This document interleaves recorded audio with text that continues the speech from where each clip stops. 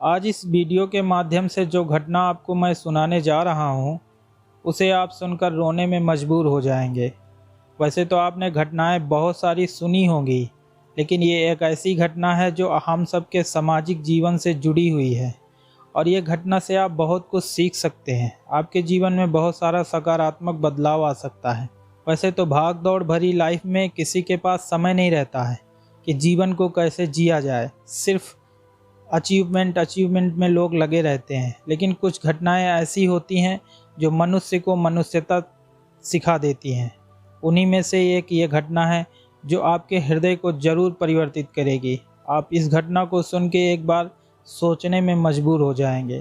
एक दिन सवेरे 8 बजे मैं अपने शहर से दूसरे शहर जाने के लिए निकला।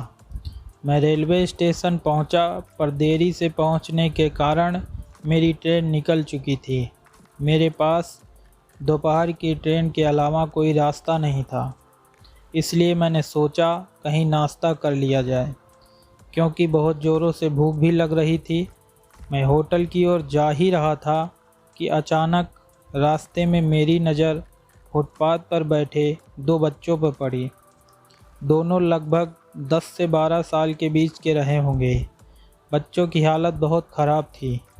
कमज़ोरी के कारण उनके अस्थिपंजर साफ दिखाई दे रहे थे। वे बच्चे भूखे लग रहे थे। छोटा बच्चा बड़े बच्चे से खाने के लिए कह रहा था और बड़ा बच्चा छोटे बच्चे को चुप कराने की कोशिश कर रहा था। मैं अचानक रुक गया। दौड़ती भागती ज़िंदगी में पैर ठहर से गए। जीवन को देखकर मेरा मन भर आया। सोचा इन्हें कुछ पैसे दे दिए जाए। मैं उन्हें 10 रुपये देकर आगे बढ़ गया, लेकिन तुरंत मेरे मन में एक विचार आया कि मैं कितना कंजूस हूँ। 10 रुपये में आज क्या मिलता है? चाय तो ढंग की मिलती नहीं है। स्वयं पर मुझे शर्म आने लगी और फिर मैं वापस लौटा। मैंने बच्चों से कहा, कुछ खाओगे? बच्चे थोड़े असमंजस में पड़ गए, फिर बोले जी। मैंने कहा, बेटा मैं नाश्ता करने जा रहा हूँ, तुम भी कर लो। वे दोनों भूख के कारण तैयार हो गए। मेरे पीछे वो होटल में आए। उनके कपड़े गंदे होने से होटल वाले ने डांट दिया और उन्हें भगाने लगा। तब मैंने कहा, भाई साहब जो इन्हें खाना है उन्हें दे दो, पैसा मैं दूंगा। होटल वाले ने आश्चर्य से मेरी ओर देखा। उसकी आंखों में उसके बर्ताव के लिए शर्म साफ दिखाई दे रही थी। बच्चों ने नाश्ता में मिठाई व लस्सी मांगी। सेल्फ सर्विस के कारण मैंने नाश्ता बच्चों को लेकर दिया। बच्चे जब खाने लगे तो उनके चेहरे की खुशी कुछ निराली ही थी और मैं भी एक अजीब आत्मसंतोष महसूस कर रहा था। मैंने बच्चों को कहा, बेटा अब जो मैंने तुम्हें पैसे दिए हैं उसमें 1 रुपये का शैम्पू लेकर हैंडपंप के पास नहा लेना और फिर दोपहर शाम का खाना पास के मंदिर में चलने वाले लंगर में खा लेना। मैं नाश्ते के पैसे चुकाकर फिर अपनी दौड़ती दिनचर्या की ओर बढ़ निकला। वहाँ आसपास के लोग मुझे बड़े सम्मान से के साथ देख रहे थे। होटल वाले के शब्द आदर में परिवर्तित हो चुके थे। मैं स्टेशन की ओर निकला। थोड़ा मन भारी लग रहा था। मन थोड़ा उनके बारे में सोचकर दुखी भी हो रहा था। रास्ते में मुझे एक मंदिर दिखाई दिया।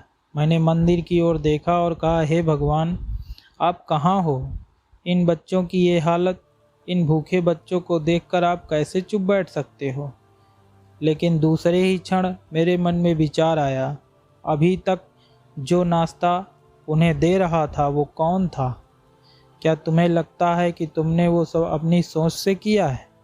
मैं स्तब्ध रह गया। मेरे मन के सारे प्रश्न समाप्त हो रहे थे। ऐसा लग रहा था कि जैसे ईश्वर ने मुझसे बात की हो। मुझे समझ में आ चुका था कि हम सिर्फ निमित्त मात्र हैं।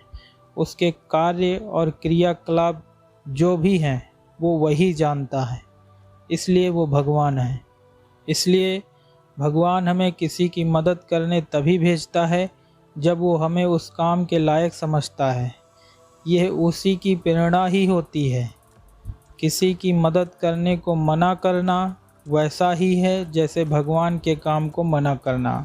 दोस्तों, ऐसे तो ज़िंदगी में बहुत सारी घटनाएं होती हैं लेकिन कुछ घटनाएं ऐसी होती हैं जो हृदय को छू जाती हैं। और आखिर मनुष्य की मनुष्यता यही तो है कि अगर एक मनुष्य दूसरे की मदद ना करे तो क्या है फिर। ये घटना हमें यही सिखाती है। और सबसे बड़ी बात तो ये है कि इसमें ये सीखने लायक मिलता है कि अगर ईश्वर आपको चुनता है तो आप दूसरों की मदद अवश्य करेंगे। सिर्फ आपको भगवान के प्रति समर्पण होना चाहिए। इसलिए एक बात हमेशा ध्यान रखें, खुद में ईश्वर को देखना ध्यान है, दूसरों में ईश्वर को देखना प्रेम है। ईश्वर को सब में और सब में ईश्वर को देखना ज्ञान है। आपको ये घटना कैसी लगी? आपने इससे क्या सीखा? आपके जीवन में इससे क्या परिवर्तन आया? ये आप हमें कमेंट करके ज़रूर बताइएगा। आप इस घटना को अपने मित्रों के साथ भी शेयर कर सकते हैं ताकि इसको सुनने के बाद उनके जीवन में परिवर्तन आए। यहाँ आप सबके साथ मैं एक आवश्यक बात ये जोड़ना चाहता हूँ कि ये जो घटना है ये किसी तीसरे व्यक्ति की है, लेकिन मैं उस घटना में अपने आप को प्रदर्शित करके आपको सुनाया हूँ ताकि आप ज़्यादा से ज़्यादा इस घटना से कनेक्ट हो पाएँ। इसलिए आप इस चीज़ को समझिएगा कि ये घटना मेरी नहीं है, एक किसी दूसरे की है, लेकिन मैंने आप तक पहुंचाने का प्रयास किया है। तो आप हमें कमेंट करके ज़रूर बताइएगा। अगर वीडियो अच्छी लगी हो तो लाइक करिएगा और ऐसे ही स्पिरिचुअल संबंधित और प्रेरक कहानियाँ, अध्यात्म से संबंधित जानकारी जानना या सुनना या देखना चाहते हैं तो आप कथा स्टार यूट्यूब चैनल को सब्सक्राइब कर लीजिएगा। आज के वीडियो में बस इतना ही। वीडियो देखने के लिए आपका बहुत बहुत धन्यवाद।